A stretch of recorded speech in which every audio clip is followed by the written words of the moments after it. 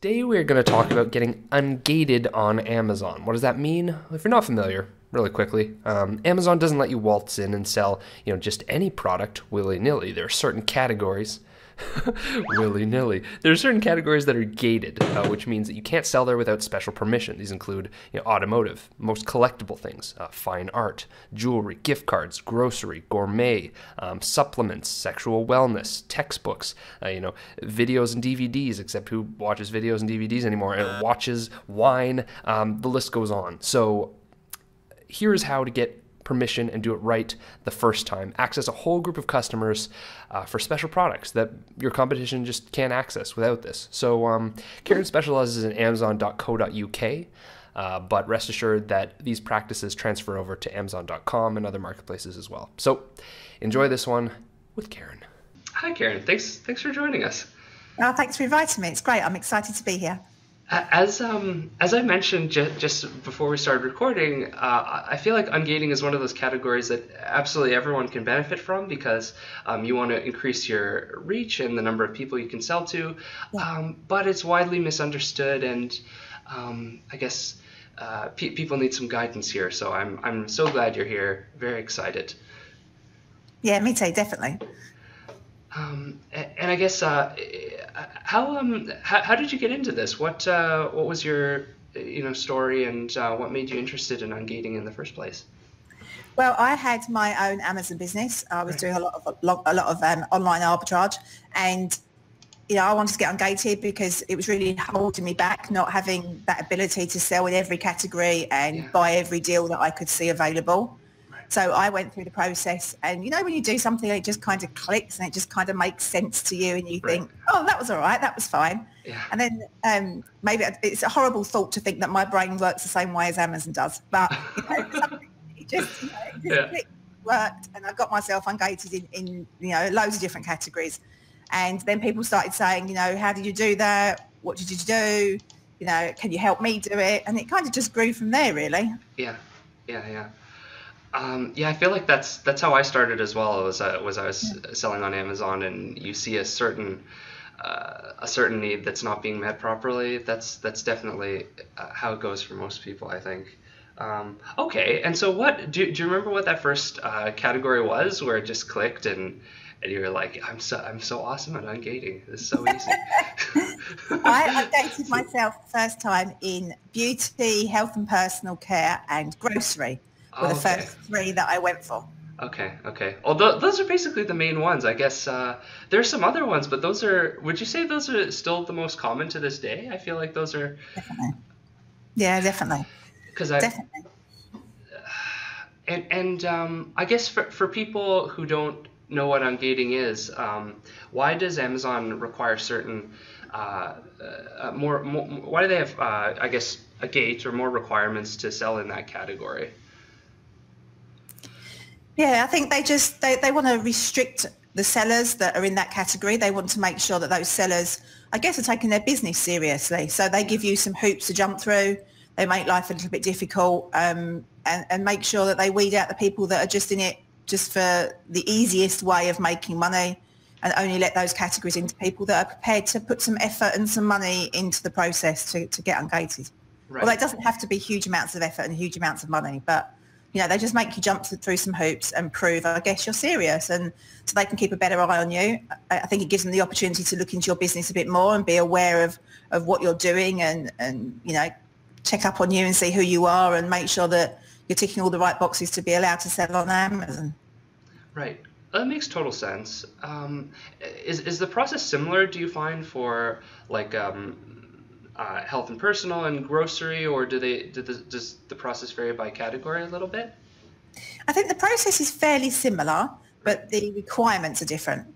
Okay. So you can have quite different requirements for different categories, but the process of going through it, once you've done one or two, you kind of understand the process of it, and then the extra documentation that's required and such like. It isn't quite as scary as it is in the first time you find that you need it all, because Amazon make the process quite scary. They give you pages of, potentially, sometimes, not always, depends on the category, but pages of things that you have to do and you have to stick to, and rules you must abide by, and they make it a little bit scary when in reality it's not. It's fine. It's good. Right, right, right. Okay. So yeah, I thought it'd be super interesting to demystify some of the things. And of course, it is no secret that you offer a service for this, a good service. And we will give people the tools to do it themselves. But as I always say, if you try to do it yourself, there's certainly a learning curve there, and there's certainly mistakes that can be made. So versus if you go to someone who's done this thousands and thousands of times, less likely for errors to occur, and you can get on with your business properly. So I just wanted to get that out there. I interview a lot of experts, and they all have services in the area of expertise, which makes sense. So yeah, just wanted to make that clear. Go see Karen. And so Karen, you're ungating a lot in the UK right now. So I suppose we'll primarily say to the UK sellers that are watching, this is for you. Do you know how differently the UK and the US processes might differ? It's not massively different. It's actually very similar. The process through Amazon is very, very similar. Okay. Obviously, it's different wholesalers or distributors, as they're called in the US, and there's different restrictions for different categories in the US than there is in the UK. But the actual process is actually fairly similar. Okay. Did you hear that? That was like a. I thought it was going to be the dog, but it wasn't the dog. It was like a big truck. It sounds more like it was like one of those big steamboats. You should leave people with the idea it might have been one of those. Oh no! Boats. That's what it sounded like. I record these right by the harbor, and then I ship them. It's okay. Man, I'll keep the mystique. That's a much cooler story. That it was a truck. Okay, so maybe let's go through the flow a little bit. Say you're someone, and in this case you're selling in the UK, but we understand similar process to the US. And you see a great product opportunity in, let's say, health and personal care, like or maybe you know this. What category is maybe most requested or most sought after in terms of ungating? Well, it used to be health and personal care and beauty, but Amazon changed it up a lot recently, and they've actually ungated both of those categories. So both beauty and health and personal care are ungated to most people, not quite to everybody, but to most people. They're gated to brand new sellers. If you're in the UK, if you're a limited company, they're not gated to you. But if you start your Amazon business as a sole trader, then they are gated to you. Right. But very soon they become ungated. It doesn't take anywhere near as much. Ungating is definitely easier now than it was a year ago, for sure, definitely. So what they've done, though, is they've moved a lot of the products that were in those categories into different subcategories. For instance, like beauty, everything used to be in beauty, and they ungated beauty and then moved everything into ointments and then gated ointments, or topicals, as it's sometimes called. They're called the same thing. So you still end up with an ungating process that you have to go through, but it makes it easier because they're now not main categories that you're ungating. You're ungating subcategories, which are much easier to ungate. Okay. So yeah, definitely it used to be health and personal care and beauty. Now I'd say, but equally in September, it's all the toy subcategories that are the most popular. So toy building blocks, learning toys, and infant toys are certainly the most popular to do in the run-up towards Christmas, because it'll get all those Christmas sales and all those toy sales in. Right. In the new year, definitely ointments, topicals, same thing. Definitely that one, because everyone's on the whole new year, new you health kick thing, and it's got beauty products and, all that sort of stuff. Watches and jewellery tend to be less popular, but they're still getting done. And even some of those now, what Amazon's starting to do is, if you've had your Amazon business for quite a long time, that they auto ungate you. Okay. So if you want to hit the ground running with an Amazon business, you want to open your account and you want to really, smash it straight away, then you need to get ungated going through the processes. If you're happy to sit around and get a few sales and get quite a lot of sales, but work hard in the ungated categories, And ultimately, Amazon, it might take them a year, but ultimately, eventually, Amazon will start to give you a few free ungatings. So they give them, some spare ones that you can play with and you can, sell in, and that's really exciting for people because it gives them a taste of what they can do if they then go on and ungate lots of other categories. Right. Okay, that makes sense. That's interesting. I didn't know any of that. Okay, so let's say you're a seller and relatively new account, so we won't get any of these auto ungating benefits. Yeah. But say you're so would you recommend individual versus company? What's your stance there? Is it I guess it's easier to incorporate or go in as a company initially? Well, it's I'm not an accountant, so I can't give people tax advice. And obviously, there's tax implications to whether you're a sole trader or a limited company. Amazon still do favour limited companies in terms of ungating. For instance, as I say, when you first start your Amazon account, if you start it as a limited company, you're straight away ungated in beauty and health and personal care. Whereas if you start as a sole trader, you'll probably be gated in those right at the beginning, and you'll have to go through, you'll have a lot of restrictions on your account, and you have to give it time and sales, and gradually they start to lift. But initially it's really quite bad for new sellers. There's so much they can't sell. So if you want to really go for it from day one, then I think the limited company is the best way to do it, because you can hit the ground running really, really well. But a lot of people don't want to do a company because it's more expensive in terms of accountancy fees. There's a lot more red tape. So you do have to think about that. The benefits are really in terms of, if you're a limited company, your tax is completely separate to your personal tax, whereas as a sole trader, it's all mixed up together. So, personally, I prefer to keep it separate. Yeah, me too. But lots of people, when they start, I started as a sole trader when I first went onto Amazon. You kind of don't want to go through the whole process of setting up a limited company when you first start, because you don't know if you're going to like it. Right. You don't know if it's going to be for you. And lots of people dip their toe in to start with, and most of those people tend to move to a limited company within a not too long a time. They think, oh, actually, I'm now being held back because I'm a sole trader because of Amazon's restrictions in terms of ungating. But as I say, it's not to say you can't get ungated as a sole trader. You absolutely can. You can't ungate main categories at the moment, so you can't ungate watches and jewellery to start with, or grocery. It's just a longer process. So it really depends how quickly you want to grow that Amazon business. Right. But if you're happy to wait it out and take the slow road, then you can start as a sole trader, and you'll upgrade to a limited company at some point when it suits you in your business. If you want to go for it from day one and you want to smash it out of the park within the first 3 months, then you need to be a limited company to be able to do that. Okay, fair enough. That's a really good breakdown. Okay, so let's say you decide to go for it and you're a company. You mentioned that you're a supplement company. Let's just say. So you have a corporate structure set up. You mentioned that's so. That is automatically ungated to you, but there's certain subcategories that are still gated? Yeah, because if you wanted to sell supplements, health and personal care as a limited company would be ungated, but dietary supplements is gated as a subcategory. Still gated, right. Yes. Okay. So let's walk them through that a little bit. So dietary supplements, you want to sell them. And I'm assuming that you also have a manufacturer, and you've maybe send some. Are you allowed to send inventory to FBA before you're ungated, or what's going on there exactly? I have no idea. You're not allowed to send inventory for any gated products before you're ungated. No. I guess that'd be somewhat presumptuous, right? Yeah.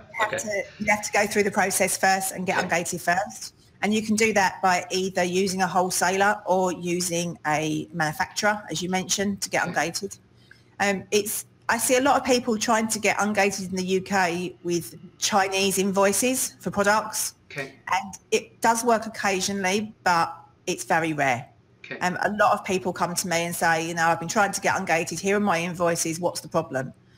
And I think it's just about them wanting all the right CE mark, all the right marks on it in terms of health benefits or not, as the case may be. They want them authorised by the right third parties that need to authorise things like dietary supplements and all those sorts of things, or even the toys with the CE marks and things like that. Right. So I found it's much easier to look at ungating as a completely separate process to selling in a gated category. People mix them up, and getting ungated is essentially a tick box exercise. Okay. Getting ungated bears no resemblance to what you can sell when you are ungated. Huh. So you can sell, as long as you're selling within Amazon terms of service, you can sell whatever you like in that category once you're ungated. Obviously not if you're going on someone's private label goods or something like that. But, within Amazon terms of service, you can sell any product in that category once you're ungated. Mm-hmm. But to get ungated, you're far better to purchase products from a local wholesaler in the country that you want to get ungated for. And this really goes across all the countries, really. If you want to get ungated in France, you're far better to purchase some French products with French writing and, French documentation. Mm-hmm. You'll find a lot easier than you will trying to use UK ones. It didn't used to be like that. It used to be in Europe. When you were ungating Europe, you could just ungate the UK and there'd be 5 little boxes in the application. You could tick your boxes and bingo, all of Europe was ungated. But it's not like that anymore. Right. I think Amazon's preparing for Brexit, and they've made it completely difficult, completely different. And something like dietary supplements now in Europe is really quite difficult to ungate. You have to register with all sorts of local authorities, and you have to jump through a lot of hoops. Okay. So, it's always worth, if you want to get ungated in any category, in any country, it is always worth going into your Seller Central, go up to the top, select the marketplace that you want to get ungated for, go down to inventory, add a product, type in the name of an ACE, the number of an ACE or type in, the category name, and go through listing limitations and request approval. All it's going to do is take you to a blank application form. And then you can see exactly what is needed and what hoops you're going to have to jump through to ungate that category in that marketplace. Right. So it definitely varies. We'll stick to the UK here as our prime example. Yeah. What do you then see when you're looking at what hoops you need to jump for dietary supplements in the UK? Okay, in the UK, it will come up saying that you need to upload an invoice with at least 10 items. Okay. It'll ask you for any optional comments that you've got. It will ask you for your email address. It'll ask you for your telephone number, and it will ask for a picture of 4 sides of your product. So you have to get your product that you've purchased for your ungating, and you need to take photos of it and include those as well. Okay. I think there's a lot of a lot of people think, can they do it quick? Is there a way they can do it on the cheap, on the quick? There's talk of all sorts of things going on, photoshopping invoices and all sorts of things. In my opinion, it's just not worth doing it, because whatever documentation you use to get yourself ungated stays on your Amazon account forever. Mm-hmm. You don't want to do that to get right at the beginning when your Amazon account's not that important to you. You then build a $1 million, £1 million business or whatever, and suddenly Amazon go, oh look, we don't like that. Boom, end of your account. So it's just not worth it. It's really not. It's much better just to do the job properly. Yeah. Go through the process, go through the pain to get it done, and then that you're done and you're within an Amazon terms of service and you're safe for the future. Good tip. I can't stress enough not to Photoshop your invoices. So don't do it. So is it possible then that we could strike a balance? Does it help that the invoice is for a lot of units, or that it's local and it's a company that they would recognize in the UK? What's important to put emphasis on there? You need to make sure the wholesaler is accepted by Amazon. Okay. And if you can just Google wholesalers for whatever it is that you want, and find your wholesalers. And then you can always ring up Amazon or put a support case in and ask them if they'll accept that wholesaler. They won't give you a list of wholesalers that they'll accept, but they'll very often, say yes or no if you ask them a specific question about a specific wholesaler. So that's a good tip and something that you can do. Okay. To get, you don't need loads of products. You only need to buy what the minimum requirement is for that category. So go into your Seller Central, have a look at the category, hit request approval, and have a look at what is required, and it will tell you specifically what is required for every category. So it's really worth doing that. Okay. Obviously, you need to find your matching ASINs on Amazon. Don't be just going off randomly buying all sorts of random products. It's much better to find a matching ASIN on Amazon in that category. But yeah, no, it makes such a massive difference to your business. It's really, really definitely worth doing. And something, if you let me, Pat, I'd like to do with everyone today is just talk through, one of these auto ungatings that they give to people right from day one sometimes. So I'd love to be able to tell people about that if they're still doing it when people read, when people watch this. But if you go to into your Seller Central, inventory, add a product, typing apparel, which in the UK is clothes to you and me, but they call it apparel. So if you type that in and find anything that you've got listing limitations against, click listing limitations. If it comes up and says you need request approval in apparel, just click request approval. And up until yesterday, that was working perfectly well to ungate people. So we can actually give people information now that will get them ungated in maybe their first category, even if they've only just started at Amazon. So give it a go, even if it's only day one, and that could be your first ungating, because they were doing it absolutely free. All you had to do was ask.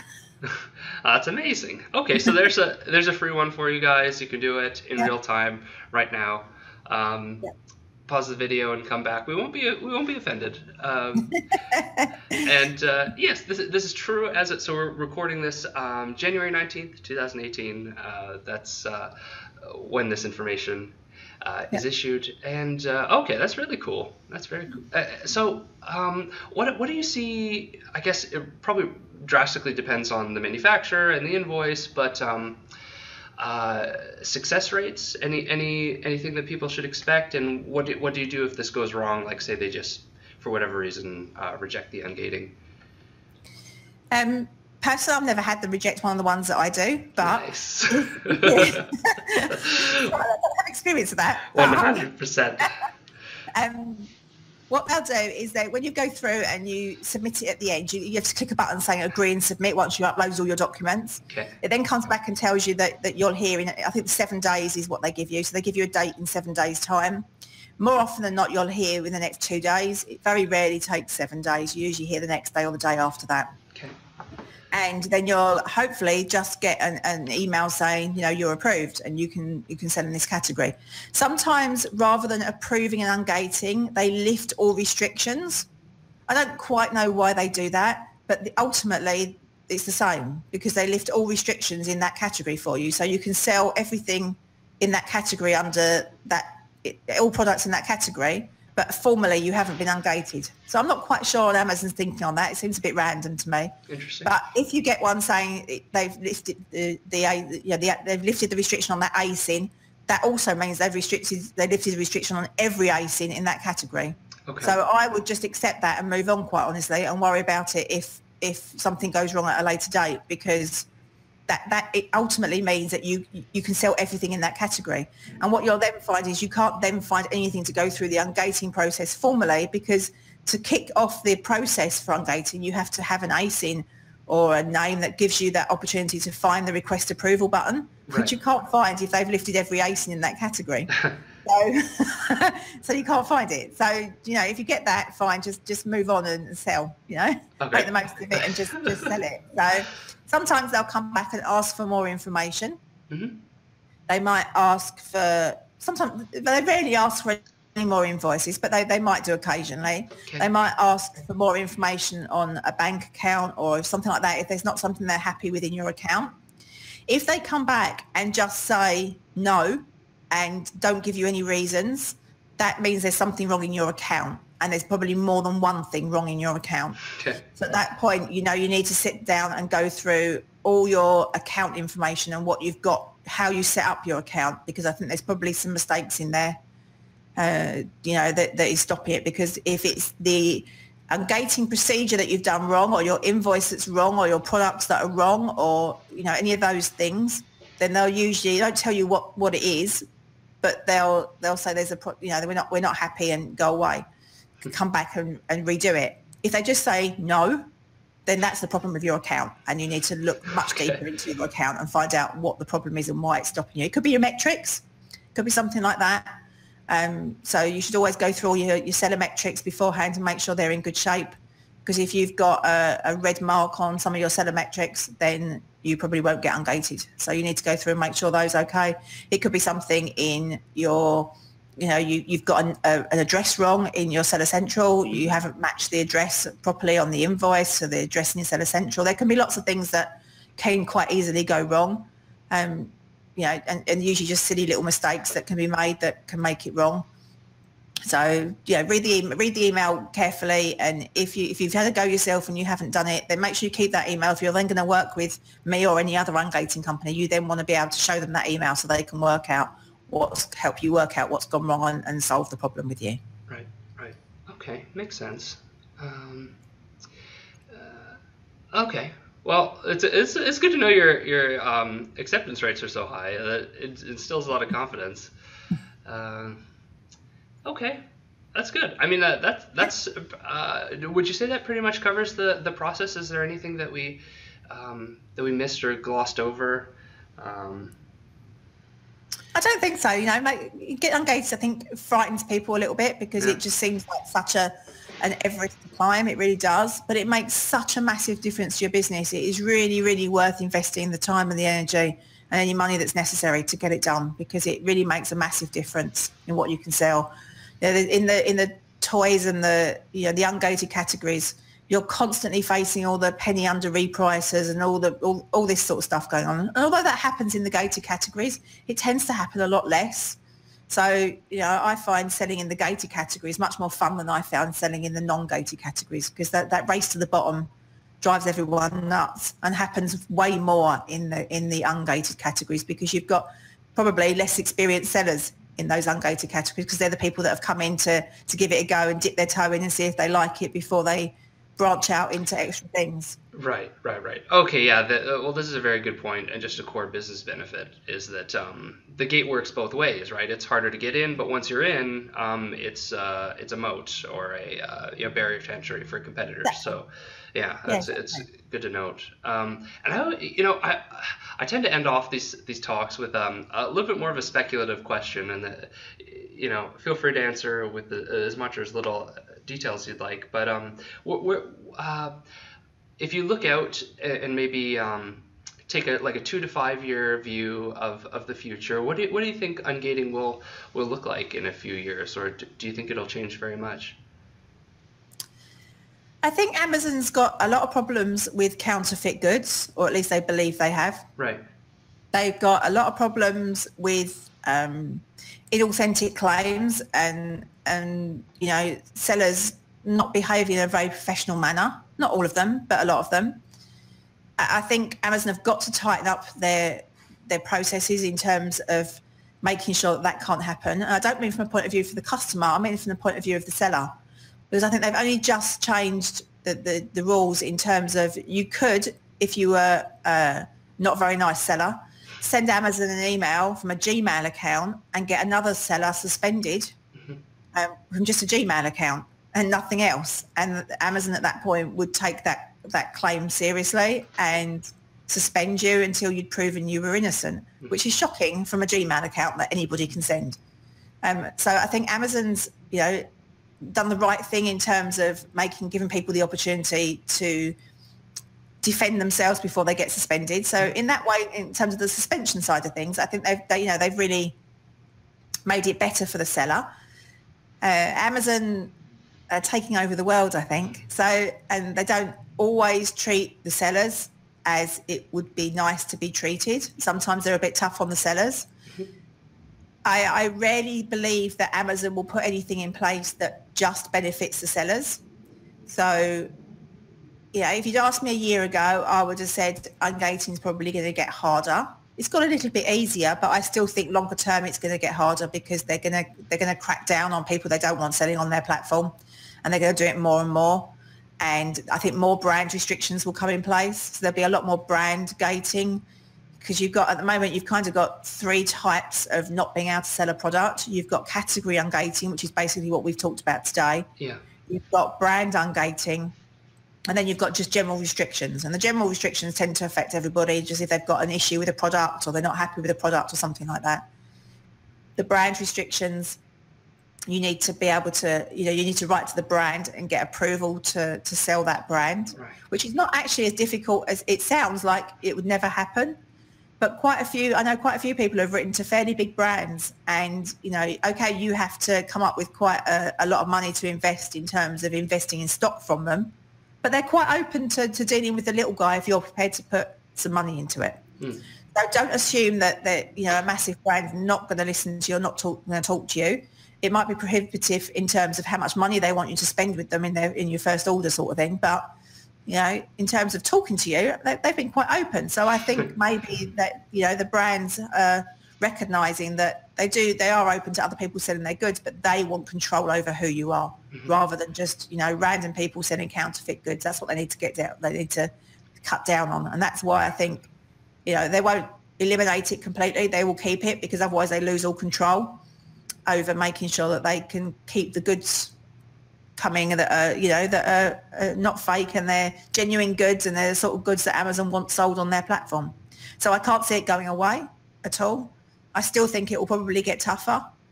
It's just in a different sort of way. I think it will continue to get tougher because Amazon will keep clamping down on that, and they rarely do something just to benefit the sellers. Right. Yeah, makes total sense directionally. Okay, and well, this has been great. How about do you want to tell people where they can get a hold of you? Yeah, great. My name's Karen Summer. I'm from Get Ungated, and you can find me at getungated.co.uk. So we're working mainly in the UK market, as Pat's already mentioned, and we offer a course and a personalised service. So we can, there's a 16-module course that teaches you how to get yourself ungated in all the big categories and all the popular little categories as well. And that's great if you're happy to do the work yourself and you just want someone to show you exactly what you need to do. It also provides all the wholesaler information for the UK, and it's all kept up to date. So they're absolutely approved wholesalers from Amazon. So it makes it quite easy to terms of getting ungated. You don't spend money on stock at the wrong place or any of that sort of stuff. So you can do that. Nice. Or if you want me to do it all for you, then there's a personalised service as well. So you can choose which one you prefer. Okay. To be honest with you, although obviously from a financial point of view, it's better for me for the personalised service, I'd rather people did the course, because it teaches you brilliant skills in terms of dealing with Amazon and Amazon processes. And it's great for especially new sellers to go through that process and get to know Amazon better and how it works and all that sort of stuff.